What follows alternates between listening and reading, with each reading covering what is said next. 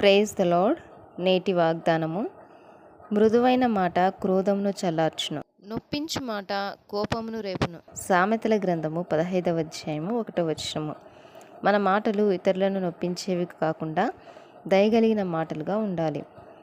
నాబాలు యొక్క గొర్రెల కాపర్లు పొలంలో సంచరించినంతసేపు అపాయం కానీ నష్టం కానీ సంభవించకుండా దావీదును అతని జనులను వారి చుట్టూ ప్రాకారంగా ఉండిరి.